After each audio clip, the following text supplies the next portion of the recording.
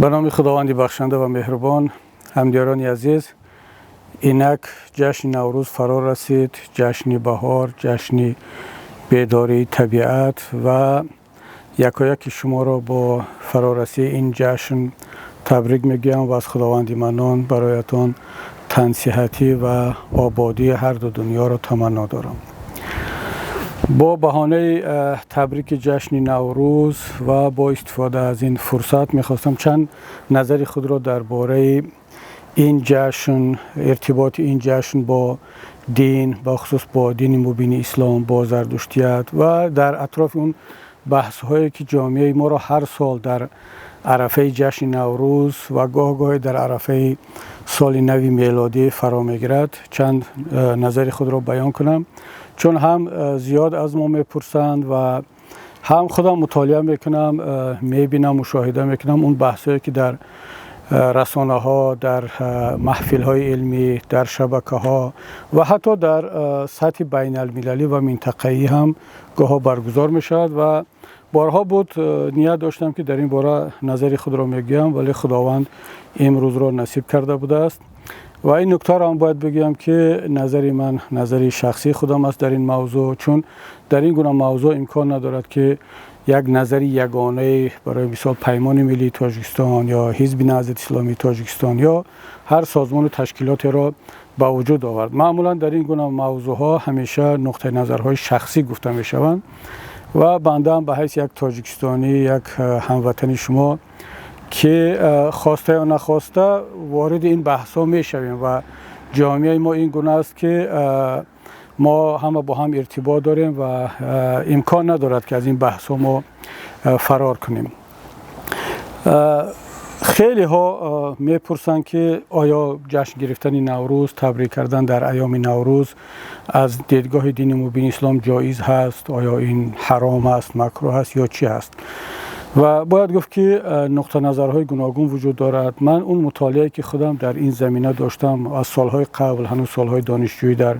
یمن، در نزد بزرگواران یا بعدا هم که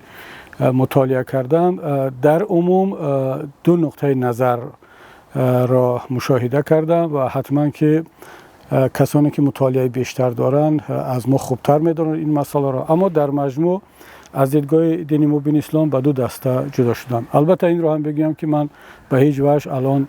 نظری که میگم نظری نهایی قطعی یا خدای نکرده به هیچ وجه نظری صرف دینی یا فقهی نیست، بلکه نظر یک شخصی هست که یک کمی هم باشد مطالعه کرده است و در تجربه زندگی اینها را دیدم. یک عده از علما، از آن جمله علمای مذهب حنفی هم بر این نظرند که دین مبین اسلام اجازت نمیدهد که نوروز جشن گرفته شود، در شب روزهای نوروز تبریک کرده شود. بعضی ها این را حرام میدونند، بعضی دیگر مکروه میدونند. در مجموع این گونه علما وجود داشتند در گذشته، هم هنوز هم وجود دارند. من اخیراً یکی از دوستان یک نواری را از یک عالمی، فکر کنم یا افغانستانی بود یا اهل سنت ایران بود، لهجهش رو خوب تشخیص ندادم، فرستاد و گفت نظرتون چی است در این باره و دیدم که این نفر از منبر خیلی با صراحت جشن نوروز رو حرام میدونست و این را دلیلش هم برای حرام دانستن این بود که این جشن زرتشتی ها هست، مجوسی ها هست و طبق چندین آیت و حدیث، از آن جمله حدیثی شریف که من تشابه بقوم فهو منهم، یعنی هر کسی که خود را مانند کند در رفتار و جشنگیری و عبادتش به یک قوم، پس او هم از جمله همان قوم است و چندین آیت ها و احادیث دیگر را در اینجا مثال میارند. من قصداً وارد این بحث ها نمیشوم چون وقت زیاد را میگیرد. اگر من تمام آیات ها و حدیث هایی که موجود است در کتاب ها شما خودتان میتونید بخونید، اگر آنها را بیارم خیلی وقت میگیرد. و خلاصتا این گونه نظر هست. یک ایده دیگر این را حرام نمیدونند بلکه مکروه میدونند و میگن که بهترش اجتناب کرده شود. اما هستن یک ایده از علما، چی علمای حنفی چی غیر حنفی و خیلی شخصیتی ها چی در گذشته و چی امروز به این نظرند که جشن گرفتن نوروز و جشن ها یا مراسم های مثل نوروز جایز است، حداقل مباح است و هیچ اشکال در عقیده در دین ندارد، به شرطی که طرف یا کس این را همچون یک جشن مذهبی دیگر یا همچون یک روزی که به دین ربط داشته باشد پیشواز نگیرد. من در اساس اون مطالعه که خودم کردم و داشتم بیشتر نظرم به همون گروه دسته دوم نزدیکتر است و چرا بازم تکرار میکنم هر دو دسته هم دلیل ها دارن، دلیل های قوی، اما همه این دلیل ها چی از مخالفین باشد چی موافقین با جشن گرفتن نوروز بیشتر در مبنای یا این فتواها انیقترش بگیم بیشتر در مبنای اجتهاد، در مبنای خلاصه های شخصی و قیاس یا تفسیر و تعویل آیات ها، حدیث ها و گفته های علما هست. من تا به حال هیچ متنی مستقیم یا به واسطه درباره حلال یا حرام بودن این موضوع پیدا نکردم. باز تکرار میکنم، حالا اگر دوستان هر کجایی که دیدن به ما هم کمک کنن بفرستن ممنون میشویم. ولی آن چیزی که تا امروز در دست داریم همش در اساس گفته های علمای قبلی هست یا اینکه تفسیر یا تعویل آیات ها و حدیث هایی که به این موضوع های عمومی ربط دارد. اما یک نکته را اینجا بگم که سالهای اخیر طرفداران یا جانبدارانی که حرام هست کمتر می شود. مثلا 5-10 سال پیش خیلی داغ بود در داخل تاجیکستان هم در منطقه ما هم و اکثریت هم دلیلشون این بود که این جشن دینی مذهبی زردشتی هست و عبادت حساب می شود و حرام است. اما چرا کمتر شد سالهای اخیر؟ چون مردم رفتن مطالعه کردن، دیدن، مقایسه کردن و به خلاصه آمدن که جشن نوروز هیچ ربط به یگان دین ندارد. از آن جمله خود من هم به همین خلاصه آمدم. حداقل اون بزرگوارانی که میگن این جشن نوروز رو به زردشتیت ربط میدن، حداقل بیان یک تحقیقات ساده تاریخی رو بگذارونند، چون زردشتیت همچون دین یک تاریخ 2.5 تا 2700 ساله دارد و سرچشمه ها فرق میکنند در این باره. این فرقیت 200-300 سال است، از 2500 سال تا 2700. اما جشن نوروز یک تاریخ بین 4 تا 6000 سال دارد و اگر بعضی ها را بگیم که 6000 میگن مبالغه باشد، ولی از 4000 سال کم نیست، چون رو سرچشمه های هندی، سانسکریت، سرچشمه های پهلوی، فارسی قدیم در این باره گفتند، تاریخ نگاران یونانی در این باره نوشتند. و پس چگونه می شود یک جشن مذهبی زردشتی یا به عباره‌ای که بعضا میگن مجوسی و آتش پرستی 1000 سال قبل از خود اون دین شکل بگیرد که نه به منطق دینی راست میگیرد نه به منطق علمی. بنابر همین کسانی که حالا دلیلی دیگر دارند خوب است که برای جامعه پیشنهاد کنند، اما در اساس دلیل های غیر علمی حرام دانستن یا حلال دانستن چیزی البته که در شریعت جایز نیست و بزرگان فقیهان که از ما بهتر میدانند و بنده هم به هیچ وجه دعوای یک عالم فقه یا تفسیر و حدیث رو در این موضوع ندارم. تنها باز تکرار میکنم نظر خودم رو همچون یک مسلمان، همچون یک تاجیک و همچون یک مسئول که باید به این سوال ها گاه نظر بدهم در زمینه مطالعه ها در این باره گفتم و انشالله باور دارم که این بحث آهسته آهسته خاموش خواهند شد. چرا؟ برای اینکه مردم دیدن که دیگر فایده ندارد جز از اختلاف و جز از کشاندن ذهن مردم از مسائل های اساسی دینی و ملی به سمت افراط و تفرید چیزی دیگری نیست. نکته نظر دیگر این هست که خیلی با تاسف میگم که بعضی ها با شعار پرتایی تلاش کردند که بیایند میدان مبارزه را صاحب شوند و یک عده آمدن از افراطگرایان ملت پرست با شعار آن که ما ارزش‌های ملی خودمان را، تاریخمان را از هجوم اعراب و عرب‌ها و بادیانشین‌ها و مسلمانان حمایت میکنیم. مسلمان‌ها آمدن با دینشان فرهنگ و تاریخ و جشن‌های ما را از بین بردن و خیلی مسائل را داغ کردن. از طرف دیگر یک عده از بازم افراطگرایان مذهبی بازم پرچم دفاع از دین را بلند برداشتند، گویا تنها آنها دین را دوست می‌دارند و دین را از همه گونه خرافات و بدعت و نوآوری ها و ضلالت ها حمایت میکنن آمدن علیه تمام ارزش های فرهنگی تاریخی و ملی ما پرچم بلند کردند و این دو جبهه در مقابل هم قرار گرفتند و ملت فرهنگ دین قربانی این دو جبهه شد. حکومت ها هم تنها در تاجیکستان در جاهای دیگر ولی بخصوص در تاجیکستان ما حکومت آمد گاه یک طرف رو علنگه میداد گاه طرف دیگر رو یک وقت می آمد سلفی ها رو منبر میداد یک وقت دیگر میبینی که افراطگراهای ملت پرست را یا نژاد پرستی تاجیکی را که آنها هیچ ربطی به این ملت ندارند با اونها منبری بیشتر میداد تا اینکه علیه دین و اسلام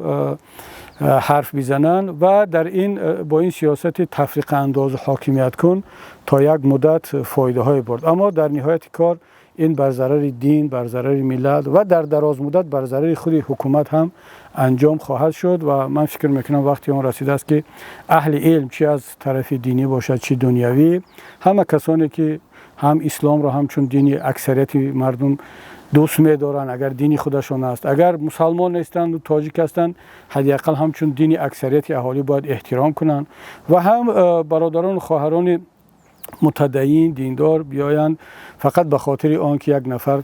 حالا مسلمان نیست یا ارزش‌های ملی برایش بالاتر از ارزش‌های دینی هست اونها را حکم به کفر و به لقب‌های دیگر نکنند و ما باید تلاش کنیم که شعارهای دینی و ملی را از دست این دو گروه افراطی بگیریم و در دست اون نفرانی که واقعا هم در وسط قرار دارند منطقی صحبت میکنن و اون واقعا هم شیشه ناموس دین و ملت در دست آنها است باید که در اختیار آنها آهسته آهسته قرار بگیرد. مسئله دیگری که میخواستم نظرم را بگم این از حد زیاد سیاسی و حتی حکومتی کردن ارزش است از اون جمله جشن نوروز. طول تاریخ کم نبود که حکومت ها و حاکمان آمدند جشن نوروز را که جشن واقعا مردمی هست ملی هست انسان ها و مردم اون را از اول صاحب بودند و تا امروز در این 4000 سال حمایت کردند در مقابل همه حکومت ها و حاکم ها و افکار و اندیشه های گوناگون و حتی در زمان شوروی هم بلشویک ها این را میخواستن از بین ببرند باز حکومت نه همون مردم آمد حمایت کرد اما بارها بود که حکومت ها حاکمان آمدن از آن این را موج سواری کردند سوار شدند مثل حتی در زمان ساسانی ها هم در زمان مثلا در ایران حکومت های صفوی قاجار و حتی خاندان پهلوی هم تبدیل دادن این جشن رو به جشن دربار و امروز رحمانوف هم نوروز مردمی را تبدیل داده است به یک جشن حکومتی جشن خانوادگی دربار و مردم ها باید نوروز را که طول 4000 سال جشن می گرفتند باید امروز طبق قانون‌های رحمانوف تنظیم و امثال اینها جشن بگیرد که من فکر میکنم که این واقعا هم ظلم نسبت این جشن نوروز است و هم اون را کمرنگ میکند اون مردمی و طبیعی بودن آن را کمرنگ میکند تبدیل میکند به جشن‌های دیگر مثل جشن استقلالیت جشن حالا وحدت سال نو و مثل اینها و من نظرم این است که باید تلاش کرد که هر چقدر امکان دارد دست حکومت ها را فرق ندارد چه این حکومت تاجیکستان است یا جای دیگر از جشن ها از عید ها از مراسم ها و زندگی طبیعی مردم باید کوتاه‌تر کرد. حالا حکومت تاجیکستان خیلی تلاش میکند که نه تنها در جشن ها و عید ها بلکه در حیات روزمره خانوادگی مردم شخصی مردم هم دست خودش را بخلاند. شما نمیتوانید دیگر یک زادروز فرزند تولد جشن گهواره بندان حتی یک مراسم یادبود پدر و مادر توی مراسم را بدون دخالت حکومت بدون شرکت یک نفر از حکومت انجام بدهید و یک دوستم چند پیش گفت که در تاجیکستان امروز اگر انسان یک پیاله چای میخواهد بنوشد تصور میکند که انگشت یک کارمند تنظیم الکی در درون این پیاله چای انداخته شده است و دیگر مزه اون را آدم نمیفهمد یا در حیات شخصی در اتاق خوابت انسان تصور میکند که یک کارمند تنظیم یک کامرا و دوربین حکومت هست و اون مزه و اون شیره زندگی و جشن ها را از حیات مردم حکومت دارد میگیرد و حالا هم مثلا من شنیدم که باز در همین شب روز کرونا ویروس در مرکز دوشنبه یک سبزه بزرگ را اونجا گذاشتن تا این مردم بیان از دهه ها از همه جا اون سبزه اون سمنک بزرگ را تماشا کنند حالا اون سبزه صنعی است طبیعی است نمیدونم. و حکومت با همون بیماری که گرفتار است، بیماری که همه چیز رو کلان نشان بدهد، چایخانه کلانترین، پرچم کلانترین، ارچه کلانترین، حالا سومنک یا سبزه کلانترین، دیگی از همه کلانترین، آشی از همه کلانترین. و این یک کامپلکسی، روسا میگن کامپلکس نیپالناتسین است، کامپلکسی خودکمبینی که دارن، میخواهند با این پروژه ها و طرحهای بزرگ بپوشانند و همه چیز را قربانی میکنند. همه فرهنگ را قربانی این جشنهای بزرگ، کتاب ها را قربانی کتابخانه بزرگ و تئاتر را قربانی تئاتر بزرگ و جشن نوروز را هم قربانی این سبزه و گل و اینهای چاربینی های بزرگ میکنند. در صورتی که در چنین شرایط کرونا ویروس و همون طوری که طول هزار سالها ملت تاجیک در دهه ها مردم خودشون جدا از هم در یک حالت خیلی پرجوش و خروش این جشن ها را برگزار میکردند و تا امروز آمد. حالا حکومت داره در همه جا دست خود را وارد میکند که به نظر من این کار درست نیست و باید حکومت دنبال کارهای خودش باشد. اصلا در یک زمانی معاصر وظیفه حکومت ها معلوم است، این برگزار کردن جشن و سبزکاری و اینا کارهای مردم خودشان است. حکومت باید که معاش خوب تامین کند، راههای خوب بسازد، جای کار پیدا کند که مردم مهاجر نشوند، مردم گریزه نشوند و نه اینکه بیاید تمام این وظیفه های حکومتی رو کنار بگذارد، فقط به رقص و بازی و به برگزاری مراسم ها مشغول شود، از طرف دیگر درون دیگ و طبق مردم رو بکاود که در اونجا مردم چی میپزند و چی میخورند. و نکته از همه مهم همدیران عزیز این است که در این شب روز که ما همه جشن داریم و نوروز رو پیشواز میگیریم، دو گروه از هموطنان ما هستند که متاسفانه در این جشن به اون طوری باید شاید ما را همراهی نمیکنند و ما باید تلاش کنیم که در نوروزهای بعدی، در عیدهای بعدی اونها هم در کنار ما، در کنار خانواده ها باشند. گروه اول این زندانی های ما هست. ما حالا یک نزدیک در مجموع قریب 10,000 زندانی داریم که قسم زیادش در داخل تاجیکستان، یک قسمش در روسیه، در کشورهای دیگر زندانی هستند و اکثریت بیگناه و امروز نمیتوانند نوروز رو جشن بگیرند و نوروز آمده است، در خیابان ها نوروز است، اونا هم این نوروز رو حس میکنند. اما اگر حالا تشبیه کنم مثل اون پرنده های را میمونند که اونها در چمن هستند ولی در درون قفس و پرنده های دیگر پرواز میکنند، چهچه میزنند و مثل در طبیعت هستند، اما اونها در داخل قفس و هیچ کاری از دستشون نمی آید و ما هم متاسفانه کار هم از دستمون تا امروز نآمده است. من چند در پیش دوستان یک نوشته های برادر عزیزمان رحمت الله رجب را به من فرستادند که واقعا درد دل همه زندانی ها را می گفت و برای یک تاجیک به ناموس، بخصوص برای ماها که مسئولیت آزاد کردن آنها را داریم، خواندن این گونه حرفا خیلی دشوار هست و آدم هم احساس خجالت میکند، هم احساس انجام ندادن مسئولیت خود میکند و ما باید تمام تلاش خود را کنیم که در نوروزهای بعدی این برادران، این مظلومان در کنار خانواده ها باشد و جشن نوروز را، عیدهای رمضان و قربان را با خانواده هایشان باشند. گروه دیوم این مهاجران ما هست. البته نه همه مهاجران ما در خارج، در اروپا، در روسیه، در ترکیه